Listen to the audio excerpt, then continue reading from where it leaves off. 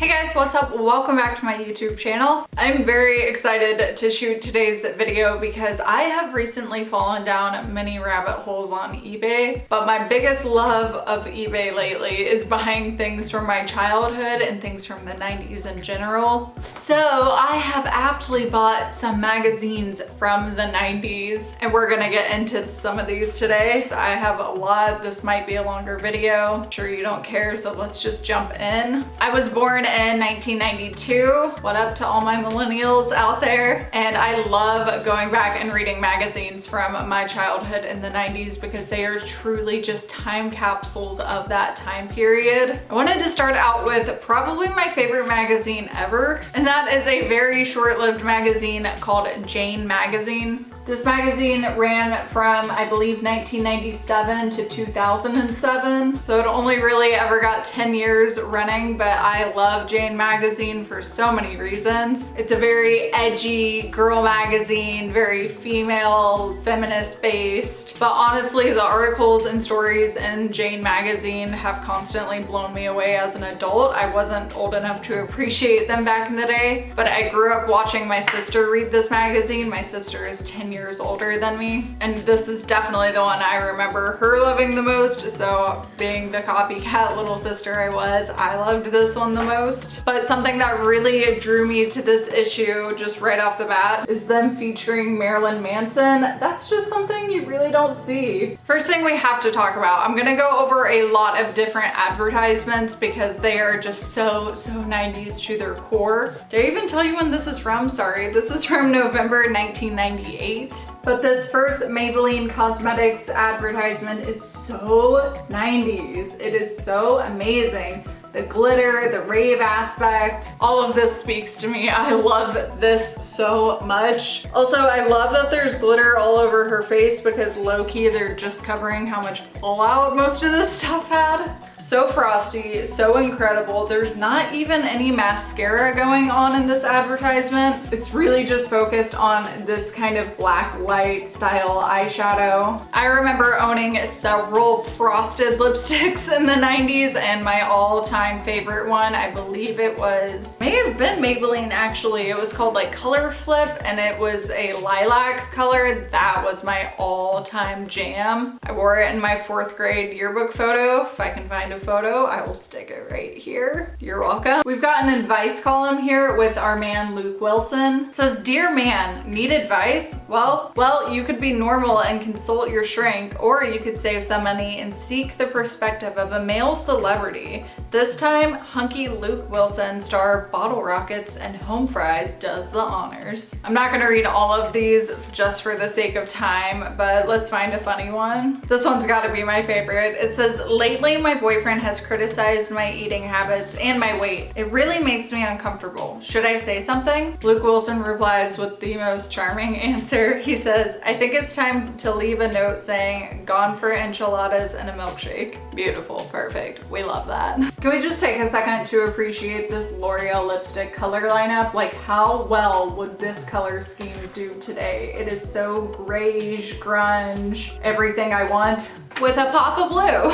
I couldn't help but focus on this hair gel ad. I mean, my God, hair gel was such a thing. Not only in the 90s, but I feel like hair gel really got its kickoff in the 80s, but we definitely kept it around in the 90s. So if you are a child of the 90s, I'm sure you had this in your bathroom at some point. It comes in many different things. It comes in volumizing, moisturizing, shine, shaping, texturizing. But I mean, really, they all do the same thing, right? Like, it's all just hair gel. I can't imagine there being that big of a difference between all the different colors. Basically, they're different colors in my opinion. Definitely feel like hair gel is not something people really use in modern times. I mean, I don't know anyone who uses hair gel. Maybe guys, like I feel like maybe some men still use it, but I'm not aware of it. Correct me if I'm wrong. Do you use hair gel? If you do use hair gel, tell me how, because I'm totally curious. I don't know anyone who uses hair gel. This advertisement is probably my favorite that I have found throughout any of the old magazines that I've been rereading. It's done by the Partnership for a Drug-Free America. I believe this is an anti-drug campaign, but I don't think it reads that way. I just find it so so dark and morbid and hilarious. It says, "Happy heroin hints. Share needles and risk HIV rather than miss a single opportunity to get high. Heroin.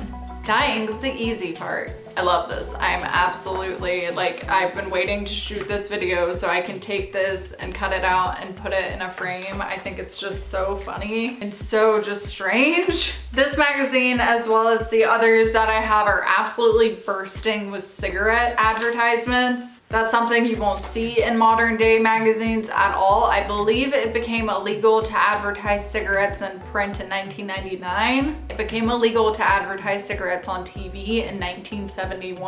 And ever since then, they've kind of been phasing it out. However, I do think those advertisements have been replaced slowly but surely with stuff like Juul and vaping. I have a lot of feelings about that I'm not gonna get into. I don't know who this model is. I wish I did, because this model looks so much like Twiggy. Like, the second I saw her face, I was like, this looks like Twiggy so much. So the little blurb under this photo says, "Can you find an eyeliner to match my blue sweater?" Yes, but not a lipstick too. This model has an electric blue neon eyeliner situation that matches her top exactly, and I'm obsessed with that. I definitely think that is super rad, super cool. I love this pictorial that they did. I just really liked this photo. Then we get to an article in this magazine that I found really, really, really intriguing. And it is titled, "I Went Undercover as a White Supremacist." Stuff like this I really don't feel like happens in modern day magazines. I don't feel like people are taking this big of a risk in modern day magazines. They're afraid of offending people and afraid of losing the mass audience. But Jane magazine didn't give any shits. I loved them for that. Maybe that's why they were so short-lived. Maybe that's why they could only last for 10 years. But articles like this one were just so, I mean, not only are they cutting edge now, they were so cutting edge then. This was 23 years ago. So stuff like this is just still, I mean, still cutting edge. I honestly, like, I wish I could sit here and read this entire article to y'all, because it's super, super intriguing and eye-opening. I can't believe that stuff like this happened in America and still continues to happen. I mean, whew, I'm not trying to like get into all of this right now, but like, white supremacy in our nation is so real. It's so real, and it's so disgusting learning how real it is and how prevalent it still is. I'm obviously white, so I have white privilege, and I have been blind to so many things prior to the Black Lives Matter movement. But ever since then, I have really, really had all the layers peeled back, and it's just disgusting to know all the things that are still happening today. It's not a joke. It's not something that is fake news. It's not something that's being exaggerated. It's something that's been grossly under exaggerated for years now to make people like me feel more comfortable. And it's disgusting. It has to stop. It's not right. And I will continue to fight to make it stop. And I will continue to be the person I am. And I will continue to choose to raise my family the way I see fit, and to be good people and to love people for who they are, not what their skin color is. But I mean, wow, like, it's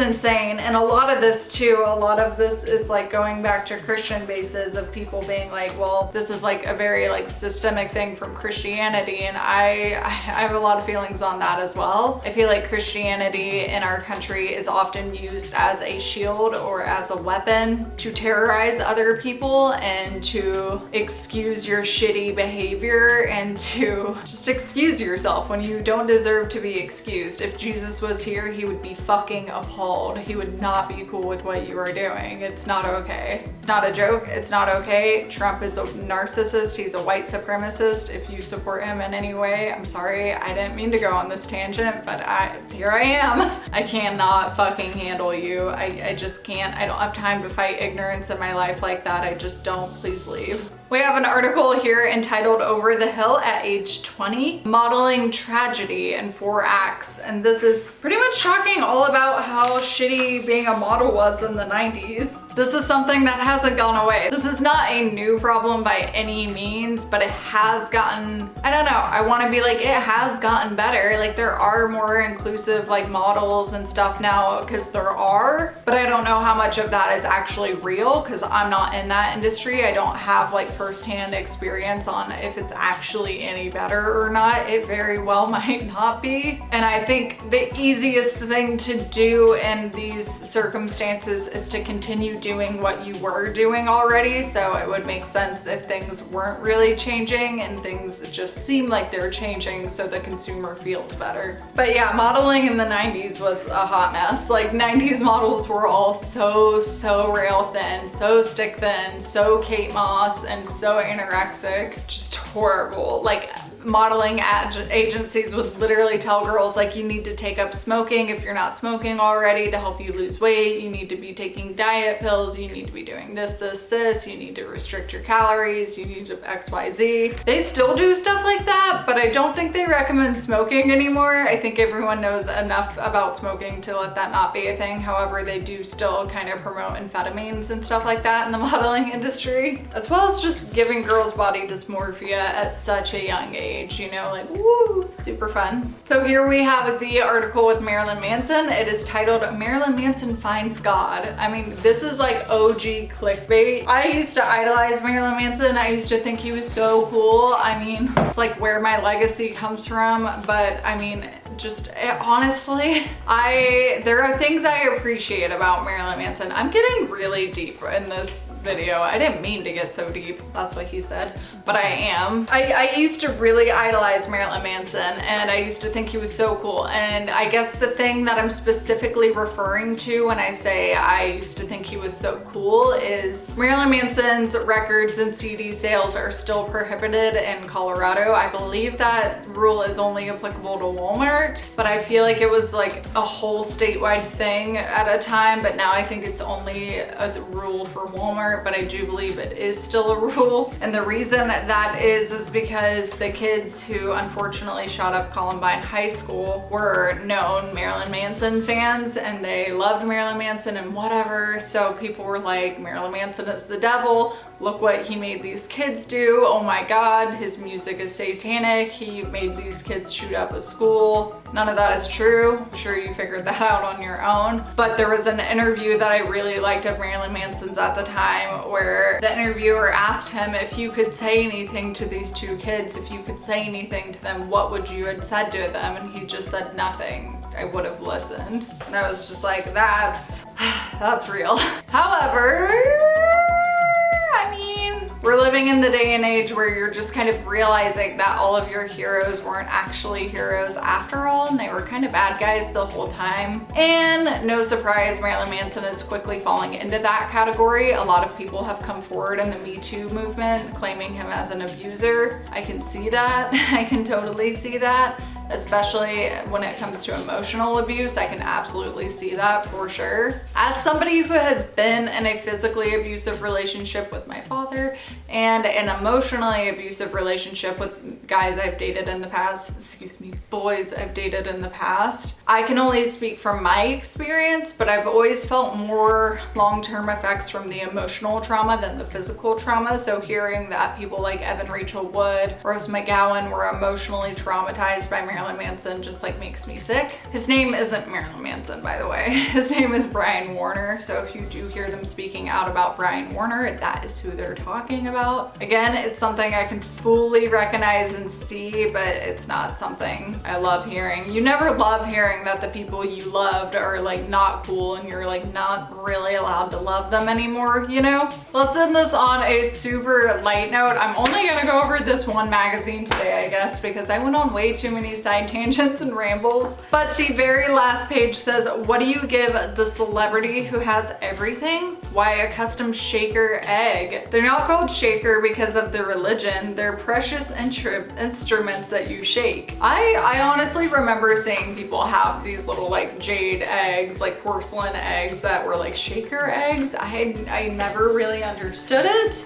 What? You know, like, what? Hello? It's like the equivalent of having a tambourine, I guess. I'm like, why? This is super unnecessary, like super whatever, live your best life. But wow, okay. I feel like that was way like more serious than I meant it to be, but I'm not gonna apologize for being serious or having thoughts and opinions on things that I have thoughts and opinions on. This is just my personality, this is just my life, this is just how this video went. So thank you for watching. If you disagree with my opinions, feel free to leave your own down below. I may not respond to them. If they are offensive, if they are nasty, I will delete them. I'm not here to start a fight with you. Don't be here to start a fight with me. But if you did make it to the end of this video, thank you so much. I really do appreciate your support and you watching and being here. I obviously have 3 more magazines to talk about, so I will be going over those and continuing this series. I guess I'm making a series on my channel now. I have another Jane magazine, a Cosmopolitan magazine, and a 17 magazine with Leonardo DiCaprio. Like, oh my god. So look forward to those. They will be coming out in the future. Thank you for listening to me and thank you for giving me a space to talk about my thoughts and opinions. It really does a lot for me and I always appreciate y'all's support.